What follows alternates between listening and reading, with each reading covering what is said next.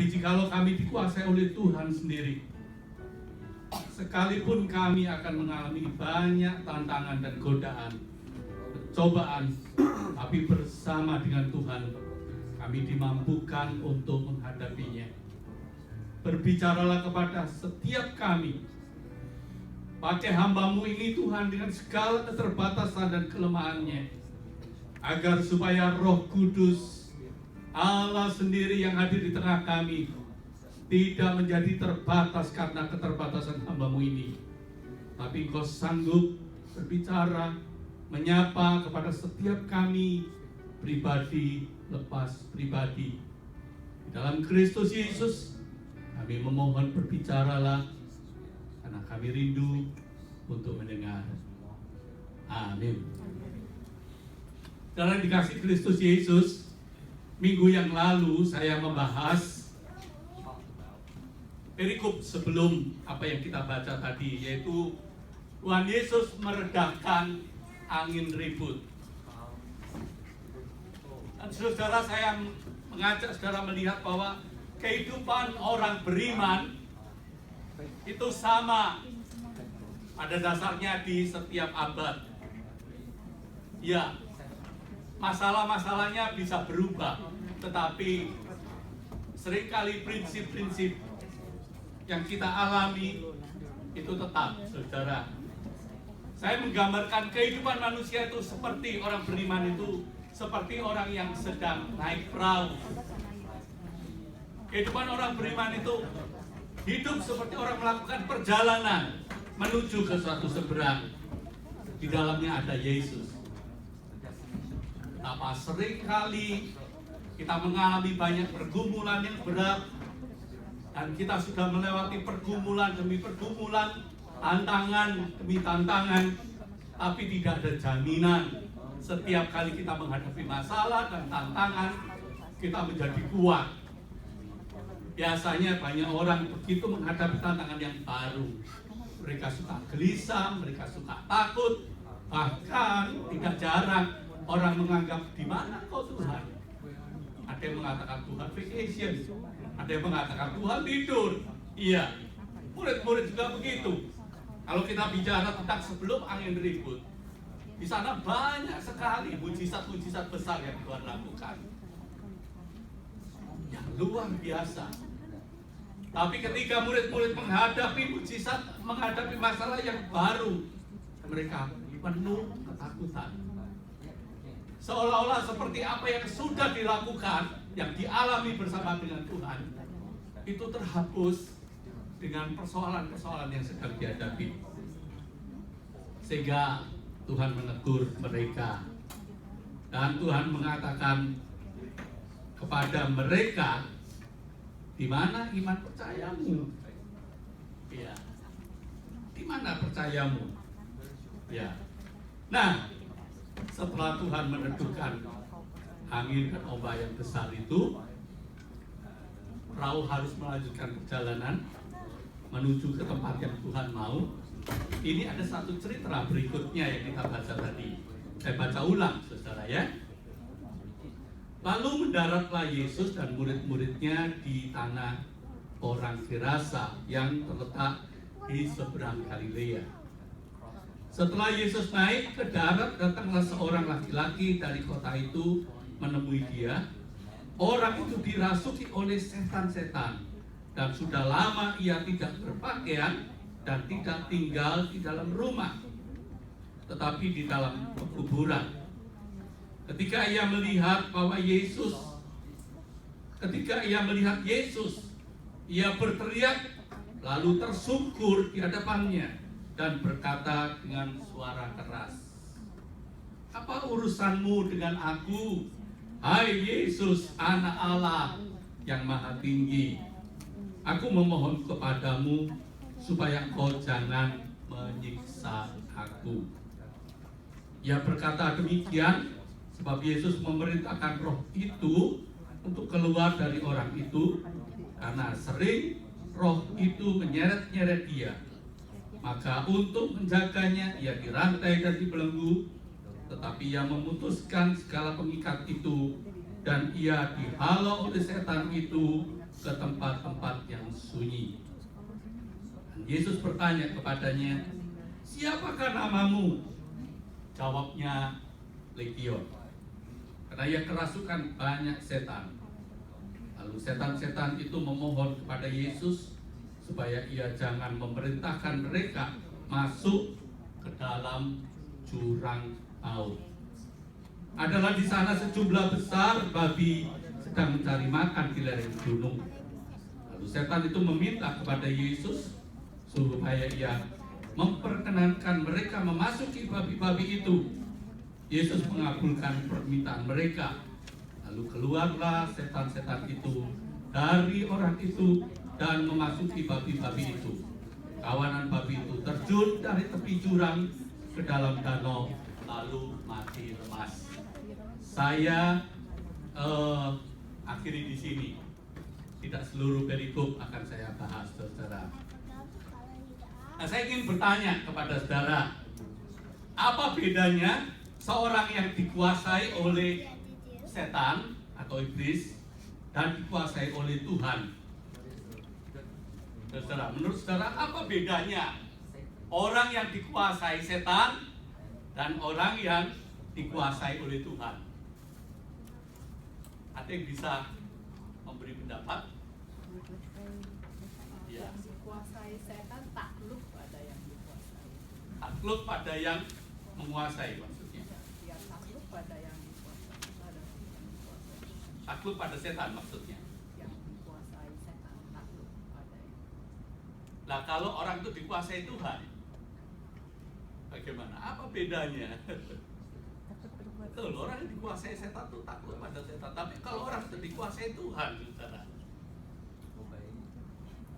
beda nggak atau sama? Pernah nggak berpikir? Kalau yang dikuasai Tuhan masih ada self control. Ada self control. Kalau dikuasai setan, Tidak ada self control. gitu ya, tidak ada self control ya. Oke. Ada self control dan tidak ada self control. Jadi kalau ada orang yang mengatakan, aku dipenuhi roh Tuhan, lalu dia kehilangan self control, dia dikuasai siapa? Ya, jadi hati-hati ya. Gitu. Bedanya tipis kadang-kadang, ya toh. Tapi kadang-kadang saudara bisa jelas sekali, ya. Dari ayat yang kita baca, orang yang dikuasai roh jahat, bisa disebut setan, bisa disebut iblis dan sebagainya. Orang itu kehilangan kontrol diri. Orang itu dibawa kontrol si jahat. Pernah saudara dulu ketika saya sekolah konseling di Jakarta, karena kuliah itu bukan pastoral konseling, tapi dia mengarah kepada pastoral klinikal, itu agak beda. Beberapa dosen saya seorang dosen psikiatri di UI. Nah, saya sering dibawa ke rumah sakit jiwa di Grogol, dan dia punya rumah sakit ya tempat panti perawatan orang-orang yang disebut gila gitu. Nah, saya mencoba membedakan orang yang sakit gila dan orang yang dirasuk setan, itu beda. Banyak orang yang nggak bisa membedakan kalau kita nggak betul-betul tahu duanya. Ya, ada yang tahu bisa membedakan orang yang dirasuk setan dengan orang yang sakit jiwa. Ada yang bisa membedakan, saudara? Kalau dirasuk setan suaranya bisa berubah, Pak. Oh, tapi kalau orang sakit jiwa nggak bisa. Bisa. Oh, gitu. Kapan-kapan tak ajak ke rumah sakit jiwa. Ada orang yang sakit jiwa itu suaranya bisa macam-macam. Kadang-kadang dia bisa naik gitu, lalu dia bisa khotbah kayak pendeta dan dia mengatakan, "Aku Yesus." Suaranya dibuat besar, bisa. Bisa. Orang yang dirasuk setan juga bisa begitu. Itu. Bukan cuma suaranya yang berbeda. Begitu. Ada yang bisa membedakan? Gimana? Tinggal lakunya. Kenapa tinggal lakunya? Beda. Beda. Sudah pernah tahu orang dirasuk setan? Ya, pernah Pak. Tahu, pernah atau sudah pernah kerasukan? Kerasukan dia. Iya. Sama adik saya kerasukan. Berbusa-busa. Itu mah epilepsi kalau berbusa-busa. Jangan sampai loh ya, nanti orang epilepsi diteking-teking karena berbusa-busa. Wah, pasti setan ini. Enggak loh ya. Enggak selalu ya saudara begitu. Iya. Nah, bisa dari matanya. Mata yang Ya. Salah satu tanda itu mata. Orang yang dirasuk setan itu saudara, matanya itu begitu liar dan menakutkan kalau nggak percaya. Dilihat begitu kalau sudah tidak biasa, saudara bisa menundukkan kepala. Tapi kalau orang itu sakit jiwa, biasanya matanya kosong, pandangannya itu ngomongnya kalau itu salah satu, saudara ya, salah satu tanda. Dulu saya nggak ngerti, ada dosen saya yang ngajari, ini loh coba kamu nggak percaya katanya begitu, iya. Nah, orang sakit jiwa, saudara, kalau saudara tengking begitu supaya setannya keluar, ya tetap aja begitu, sebab dia perlu dikontrol dengan obat. Tapi kalau orang sakit dirasuk setan, saudara kasih obat apapun, dia tetap tertawa saja. Begitu sebelum saudara usir keluar gitu. Nah, banyak orang itu confused dalam duanya. Ya.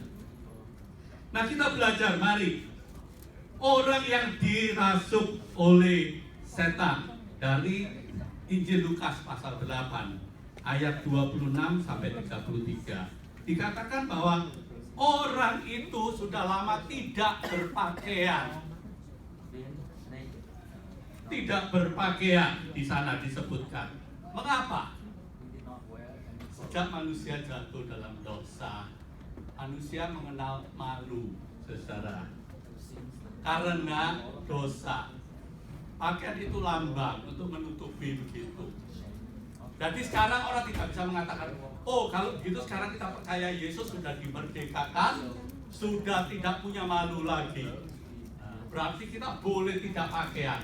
Nggak bisa, karena kita sudah masuk di dalam satu dunia di mana kita jatuh dalam dosa. Oleh sebab itu Tuhan memberi pakaian pada manusia setelah manusia jatuh dalam dosa. Nah, pakaian itu simbol sebetulnya saja, ya, simbol dari rasa malu. Nah, kalau orang berbuat dosa, seringkali nggak punya malu. Jadi jangan cuma dianggap, oh orang tidak berpakaian tidak punya malu, enggak. Ya. Biasanya orang itu suka, saudara, kalau berbuat dosa susah sekali sehingga orang mengatakan, kok bisa ya dia begitu? Kok dia tidak malu? Iya, muka tembok kadang-kadang begitu. Kenapa dia tidak malu? Karena dia itu memang tidak punya. Dan tidak punya kok disuruh punya rasa malu, tidak ada. Kadang-kadang begitu, ya. Dia menjalani hidup keberdosaannya itu sebagai sesuatu yang biasa karena dia under control. Ini yang ditunjukkan dalam ayat ini, ya. Dia sungguh-sungguh dikuasai, gitu. Jadi bukan masalah, oh kalau dikuasai setan itu tidak berpakaian, tidak. Bukan itu masalahnya, tapi rasa malu bahwa itu berdosa itu menjadi hilang, saudara. Sehingga dia bisa membenarkan segala cara yang orang lain itu melihat, aduh ini menjijikkan, ini malu kok bisa loh dia begitu. Tapi dia merasa tidak masalah dalam hidupnya. Orang yang dirasuki setan, saudara-saudara, disebutkan dan tidak tinggal di dalam rumah tetapi di dalam kuburan. Ya, kalau ini secara historis memang tinggal di kuburan. Tapi jangan dianggap orang yang tinggal di rumah mewah, bagus, itu ternyata tidak bisa dikuasai oleh setan. Begitu, tidak bisa dikontrol. Ya. Sebab kuburan itu bisa mempunyai banyak arti yang luas. Bahwa sebetulnya kuburan bukan tempat yang normal, bukan tempat yang baik-baik. Tidak ada orang yang normal. Baik-baik itu senang tinggal di kuburan, enjoy tinggal di kuburan. kecuali memang orang yang dirasuk oleh setan, orang yang dikontrol oleh setan. Dia tidak merasa bahwa kuburan itu tempat yang sebetulnya tidak layak untuk manusia. Sebab di kuburan itu sebetulnya di sana gambaran dari tempat yang sangat kotor, tempat yang menjijikkan, tempat di mana tidak ada kehidupan. Tapi orang senang di sana, tempat yang sunyi, tempat yang orang tidak peduli satu dengan yang lain, sebab yang ada cuma kematian. Nah, saudara, nanti kita coba lihat ya, belajar lebih lanjut, saudara. Nah, orang yang dikuasai Tuhan, saudara, tindakan dari Tuhan, awal dari tindakan dari Tuhan, itu kalau dia mau mengkontrol seseorang, dia mau menguasai seseorang, dimulai dari membebaskan. Berbeda dengan kuasa gelap. Kuasa gelap itu menguasai untuk mengkontrol, sehingga orang itu kehilangan kontrol diri. Orang itu kehilangan kebebasan. Tapi kalau Tuhan, saudara, yang Tuhan lakukan pertama kali terhadap orang yang berdosa, dia membebaskan manusia itu, menjadikan orang itu menjadi dirinya sendiri. Saudara, mengapa, saudara? Sebab kalau kita kembali kepada awal penciptaan manusia, saudara, anugerah yang paling besar yang menyebabkan manusia itu berbeda dengan makhluk yang lain, berbeda dengan ciptaan lain yang ada di dunia ini, adalah karena manusia punya free will, punya kehendak bebas. Itu keunggulan manusia yang tidak dipunyai oleh makhluk apapun juga. Ya, binatang sekalipun dia hebat, dia tidak mempunyai kehendak bebas selain manusia. Nah, mengapa Tuhan mengembalikan manusia itu pada manusia yang sejati? Sebab Tuhan ingin manusia itu mencintai Tuhan, Tuhan ingin manusia itu mentaati Tuhan, itu keluar dari kehendak bebasnya, keluar dari kesadarannya yang paling dalam. Sedangkan iblis membutakan, menguasai, meniadakan kehendak bebas itu. Manusia under dikontrol. Sedangkan Allah mengembalikan manusia itu di dalam kebebasannya, supaya dengan penuh kebebasan, dengan penuh cinta kasih, dia bisa mengasihi Allah.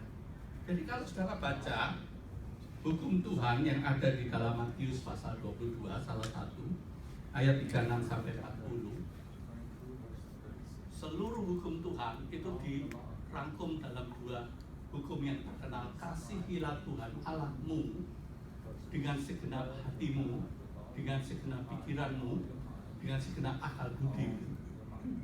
Saudara, kita diminta untuk mengasihi Tuhan dengan seluruh eksistensi kita, akal budi, pikiran kita, perasaan kita, dan sebagainya.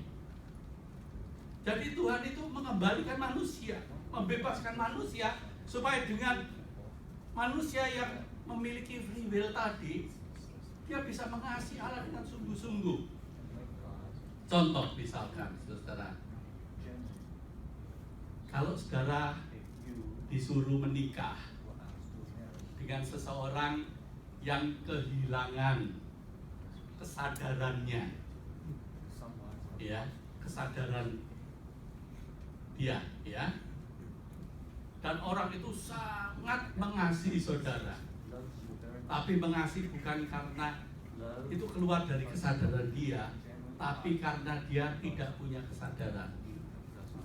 Saudara mau nggak? Gimana orang yang nggak ada kesadaran bisa mengasihi? Ya, mungkin nggak. Orang itu kehilangan kesadaran, tapi wah, dia mengatakan, wah, aku mengasihimu, luar biasa. Di mana-mana saudara jalan, dia selalu mengatakan, aku itu mencintai dia, aku itu memuja dia. Tapi orang itu kehilangan kesadaran. Orang yang kehilangan kesadaran adalah orang yang gimana? Gila. Orang yang gila. Ya toh? Kesadarannya begini. Wah, saudara diikuti terus dan mengatakan dia adalah orang yang paling hebat. Wah, aku mencintai segenap hati saya. Wah, aku memberikan hidupku kepadanya. Apa enaknya kita dicintai orang yang seperti itu?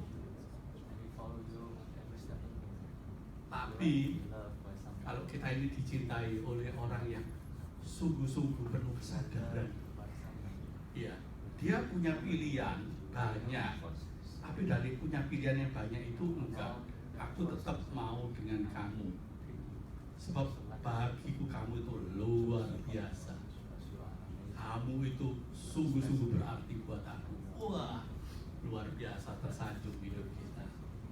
Tuhan bilang begitu, saudara. Tuhan mengembalikan manusia pada kesadaran sebagai manusia, mempunyai free will, dan dengan itu Tuhan meminta kita mengasihi Dia dengan segenap hati, segenap pikiran kita, segenap akal budi kita. Luar biasa. Dan hukum yang sama dengan itu, kasihlah sesamamu manusia seperti dirimu sendiri. Luar biasa. Kita tidak dipaksa, Tuhan tidak pernah mengancam, Tuhan tidak pernah menakut-nakuti kita supaya kita tunduk pada Dia. Enggak. Oleh sebab itu kalau saudara baca Alkitab, intinya sentralnya itu selalu dihukum kasih. Dan yang paling terkenal diungkapkan dalam Yohanes pasal 3 ayat 16. Karena begitu besar kasih Allah akan dunia ini, sehingga Ia memberikan anaknya yang tunggal, supaya barang siapa percaya kepadanya tidak binasa. Memang ayat 18 mengatakan siapa yang tidak percaya dia sudah ada di dalam hukuman. Itu bukan ancaman, itu suatu fakta, saudara, bahwa orang yang tidak percaya memang sudah di dalam hukuman. Tetapi orang yang percaya dia dibebaskan karena cinta Allah, supaya manusia bisa mengasihi Allah dengan kehendak bebasnya. Nah, ini yang dilakukan oleh Yesus.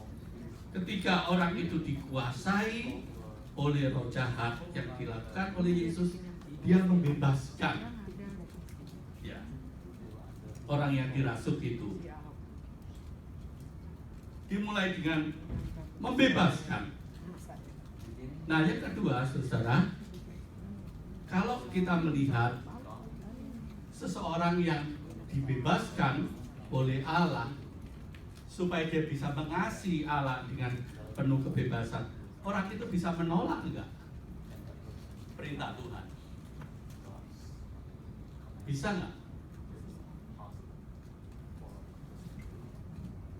Kita sudah dibebaskan oleh Tuhan, kita dikasih Tuhan luar biasa, ya, kita dilimpahi oleh Tuhan berkatnya, pemeliharaannya. Tapi bisa nggak kita itu menolak cinta kasih Tuhan, menolak mentaati Tuhan? Bisa nggak? Bisa. Tuhan tidak pernah memaksa. Ya. Seseorang dikasihi dan dikuasai Tuhan itu tidak di dalam kontrol kehilangan kesadarannya. Sekali lagi. Tapi kalau iblis, saudara, kalau saudara under the control oleh iblis, di bawah kuasa iblis, bisa nggak seseorang itu menolak? Nggak bisa. Dia akan kembali kalau dia itu melakukan satu kesalahan. Orang yang di bawah kontrol iblis, bisa nggak dia menyadari dia salah? Nggak bisa. Orang yang dikontrol oleh iblis, bisa nggak dia menyadari dia bersalah? Bisa. Bisa. Tapi Nggak bisa lepas. nggak bisa lepas. Dia tahu iya keliru ya, tapi nanti dia berbuat lagi. Iya ya, aku kok bisa begini, tapi nanti dia nggak bisa keluar lagi. Itu sebabnya disebut lingkaran setan. Tidak ada kan lingkaran Tuhan, kan ada. Orang bilang kan lingkaran setan. Dia tahu dia keliru, tapi kok saya tidak bisa keluar. Saya tahu ini sebetulnya tidak benar, ini mencelakakan saya, tapi kenapa saya tidak bisa keluar dari sini? Ya, Jadi jangan dianggap, oh disuruh lihat, istriku lihat, mataku ini liar apa enggak. Lalu kalau istrinya mengatakan enggak lihat, oke, aku udah dibawa kuasa setan kalau begitu. Siapa bilang? Itu salah satu, ya.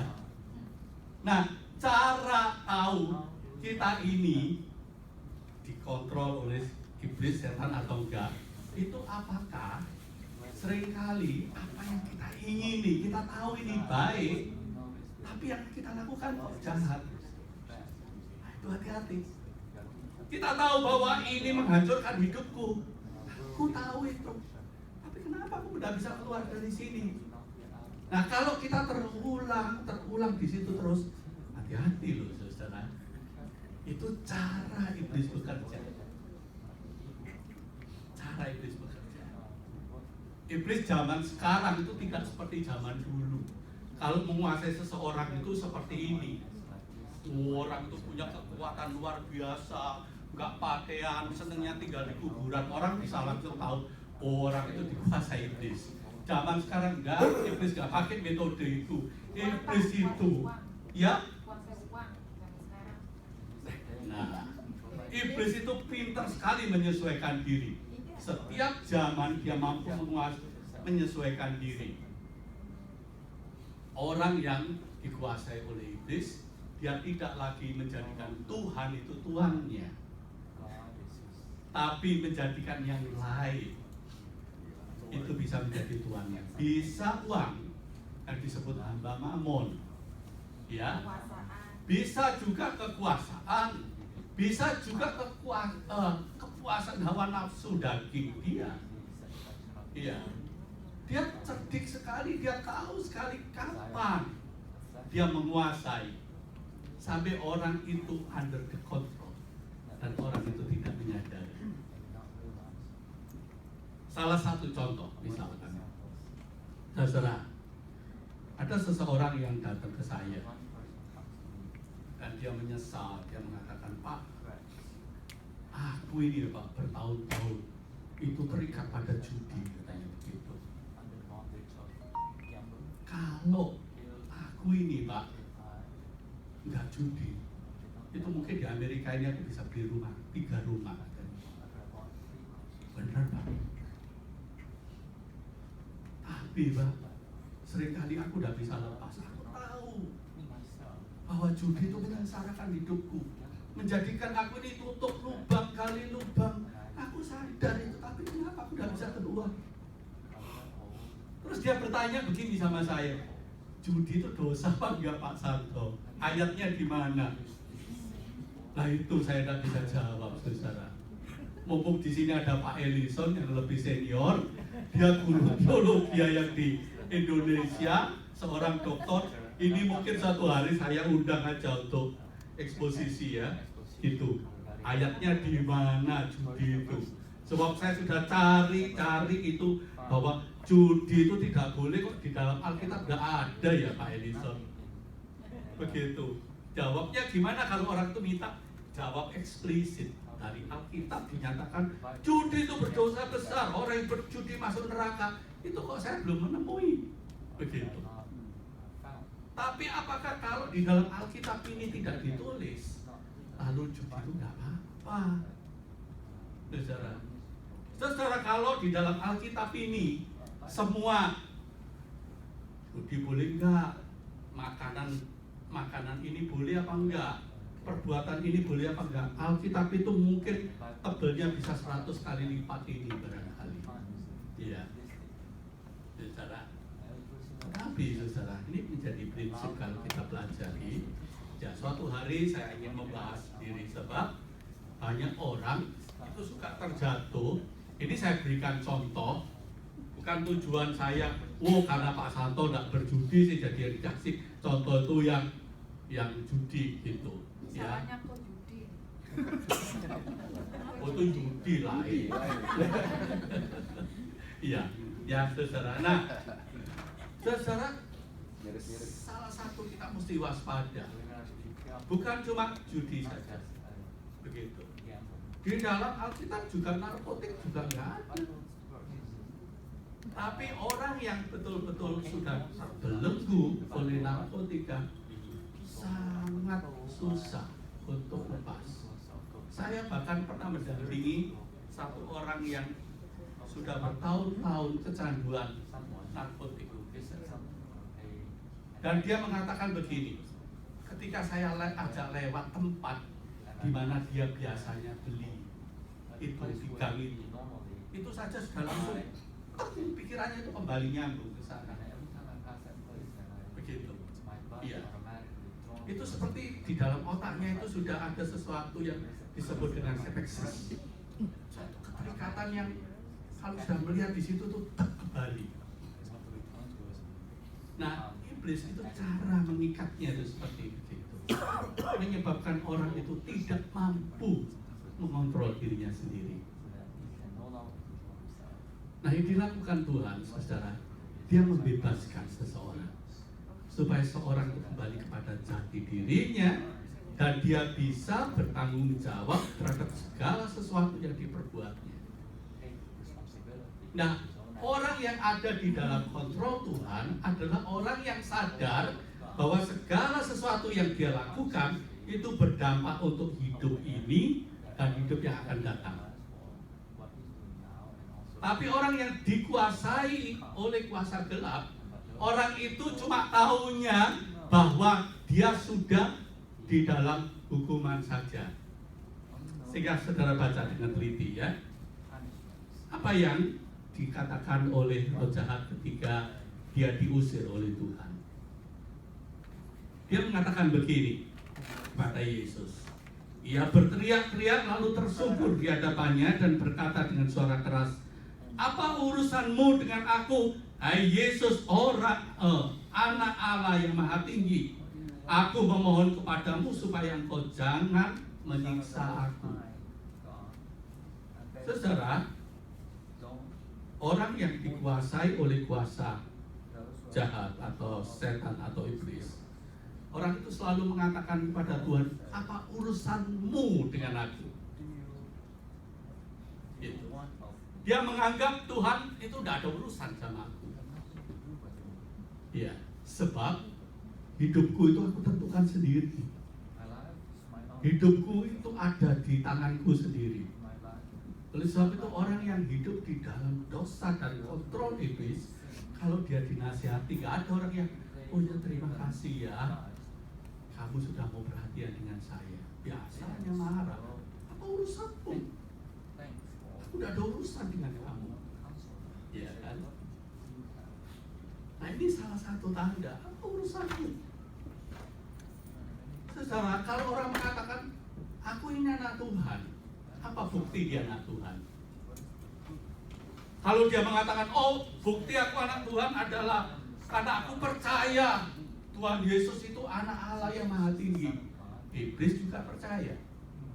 Iblis juga percaya. Yang kedua, "Oh, kalau buktinya aku ini anak Tuhan, aku selalu menyembah Tuhan tiap minggu ke gereja." Saudara baca di sini. Ketika orang yang dirasuk iblis itu ketemu Tuhan, dia tersungkur. Dia menyembah Tuhan. Dia mengakui bahwa, "Yesus, aku tahu Engkau adalah anak Allah yang maha tinggi." Dia mengakui. Dia percaya itu, saudara. Begitu. Dia menyembah. Dia tersungkur. Dia mengakui. Saudara. Tapi yang membedakan antara anak Tuhan yang mengakui Tuhan dengan orang yang dikuasai iblis mengakui Tuhan itu berbeda. Sebab anak Tuhan yang dikuasai Tuhan, bila dia mengakui Engkau Tuhan, anak Allah yang hidup, anak Allah yang maha tinggi, dia mengakui bahwa Engkau itu punya urusan dengan aku. Sedangkan si iblis tidak. Apa urusanmu dengan aku? Ya. Oleh sebab itu, saudara, kita mesti mengecek dan harus hati-hati. Jangan sampai kita suka mematikan hati nurani kita, tempat di mana roh Tuhan berdiam di dalamnya. Bila mana Tuhan mengingatkan kita, harus kita cepat-cepat sadar, iya, aku selalu punya urusan dengan Tuhan. Aku harus mempertanggungjawabkan segala sesuatu yang aku alami dalam hidupku. Sebab yang aku alami dalam hidupku itu berdampak sekarang ini dan juga berdampak di dalam kekekalan. Orang yang dirasuk kuasa jahat, dirasuk iblis, dia tidak peduli dengan akibat apa yang konsekuensi apa yang dilakukan sekarang. Dia tidak peduli.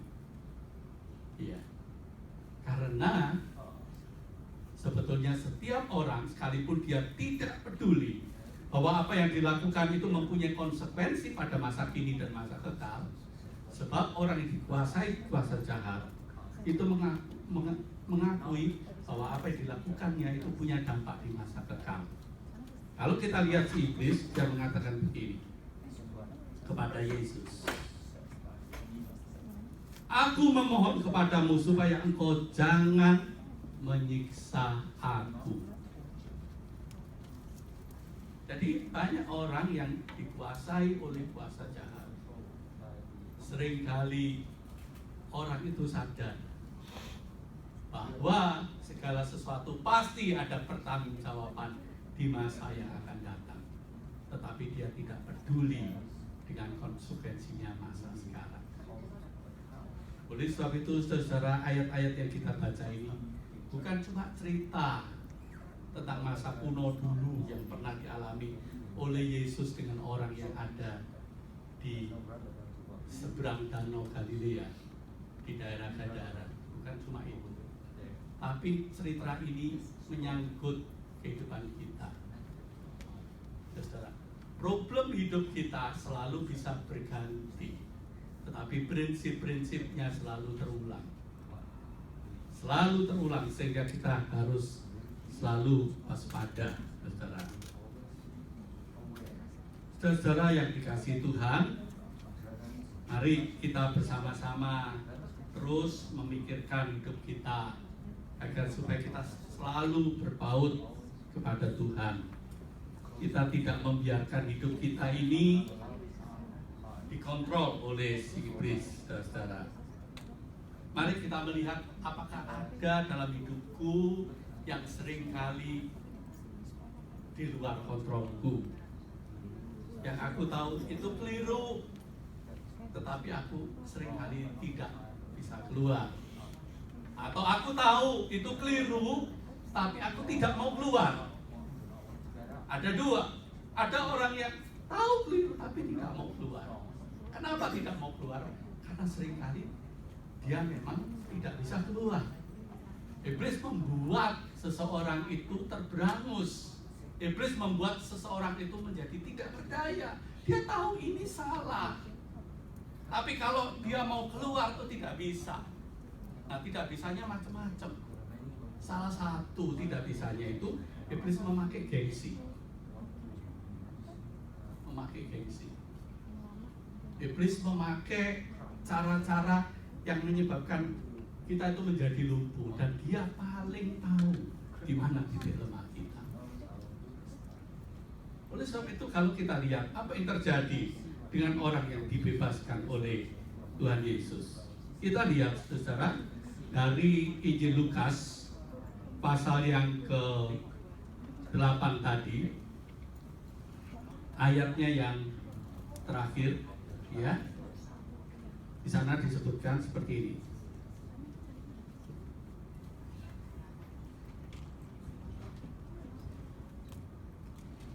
Injil Lukas pasalnya yang ke-8 ayat yang ke-38 sampai dengan yang ke-39. Dan orang yang telah ditinggalkan setan-setan itu meminta supaya ia diperkenankan menyertai dia. Tetapi Yesus menyuruh dia pergi, katanya, pulanglah ke rumahmu, ceritakanlah segala sesuatu yang telah diperbuat oleh Allah atasmu. Orang itu pun pergi mengelilingi seluruh kota dan memberitahukan segala apa yang telah diperbuat Yesus atas dirinya. Yesus membebaskan, dan orang yang dibebaskan dari rasukan setan tadi, dia selalu punya kerinduan untuk dekat dengan Allah. Bukan karena dipaksa, bukan karena dia takut, tetapi dia rindu untuk dekat, untuk mengikut Tuhan. Itu yang pertama. Yang kedua, Tuhan perintahkan kamu pulang. Kamu ceritakan kepada lingkunganmu, kepada sanak saudaramu, apa yang telah Allah perbuat padamu. Ini betul-betul satu perintah yang perlu direspon dengan penuh kebebasan. Orang itu bisa menolak, orang itu bisa mengiyakan. Tetapi kita lihat bahwa apa yang dilakukan oleh Yesus adalah membuat orang itu bebas untuk merespon. Sehingga orang itu yang rindu untuk ikut Tuhan, ketika Tuhan meminta supaya dia memberi kesaksian tentang apa yang sudah diperbuat oleh Tuhan, yang diperbuat oleh Allah, dia menuruti, dia melakukannya. Bukan karena dia under control, tapi betul-betul karena dia punya kerinduan, karena dia sudah mengalaminya. Oleh sebab itu, saudara, mari saudara dan saya sebagai hamba Tuhan, saudara juga sebagai umat Tuhan, mari kita periksa dalam hidup kita. Apakah di dalam mengikut Tuhan itu karena kita itu sangat takut dihukum oleh Tuhan, takut nanti kita itu celaka kalau tidak setia pada Tuhan, atau kita itu ikut Tuhan, kita itu mau melayani Tuhan, kita itu mau menjadi saksi Tuhan karena kita sudah mengalami betapa besarnya cinta Tuhan dalam hidup kita, sehingga kita tidak bisa menahan betapa luar biasanya yang sudah Tuhan perbuat atas hidupku. Kalau itu yang kita lakukan, saudara, kesaksianku, pelayananku, itu pelayanan yang sungguh-sungguh diperkenan oleh Tuhan, karena keluar dari hati yang mencintai Tuhan. Tapi kalau orang melakukan pelayanan atau dia mau mengikut Tuhan, nanti kalau aku gak ikut Tuhan, berkat Tuhan diambil. Nanti kalau aku tidak taat sama Tuhan, kesehatanku diambil. Nanti kalau aku tidak ikut Tuhan, aku masuk neraka. Wah, orang itu belum mengalami kebebasan. Dia ikut Tuhan karena ketakutan, seperti dia dikuasai oleh iblis. Tuhan tidak pernah melakukan itu, saudara. Dia memerdekakan supaya orang itu mengikut Tuhan, setia kepada Tuhan dengan penuh kesadaran dan kebebasan. Tetapi kalau dia dikontrol oleh si kuasa jahat, dia tidak berdaya, dia tidak bisa keluar, dia mengikuti. Oleh sebab itu mari kita periksa hati kita, jangan sampai sepertinya kita beribadah, sepertinya kita mengakui Tuhan itu, Tuhan Yesus itu anak Allah yang maha tinggi, tapi sebetulnya hidup kita ada dikontrol oleh si kuasa gelap. Hanya Yesus yang bisa melepaskannya. Minggu lalu kita belajar bahwa Yesus adalah penguasa alam semesta ini, sehingga angin ribut, badai pun Yesus mengatakan tenanglah, dan dia tunduk kepadanya. Sekarang murid-muridnya dibukakan bahwa Yesus juga adalah anak Allah yang maha tinggi. Dia berkuasa atas segala kuasa, termasuk kuasa setan-setan. Yang ketika ditanya, siapa namamu? Dia mengatakan Legion. Legion itu legium. Itu seperti satu tentara gitu. Kalau disebut satu legium, itu artinya berapa banyak? Ada yang tahu? Satu legium berapa banyak? Berapa? Satu legium itu 1000. Ya, 1000 tentara. Jadi kalau ditanya berapa yang masuk dalam diri orang ini, 1000 setan yang menguasai. Iya, nggak sedikit, saudara. Tetapi sekalipun 1000 setan, ketika Yesus mengatakan engkau keluar, maka setan-setan pun itu tunduk dia keluar masuk ke babi-babi dan babi itu masuk dalam jurang. Oke, saudara, saya akhiri di sini firman Tuhan. Kita lanjutkan minggu depan sambil kita mari memeriksa hati kita masing-masing supaya hidup kita sungguh-sungguh dikontrol oleh Tuhan. Mari kita mengambil saat teduh sejenak.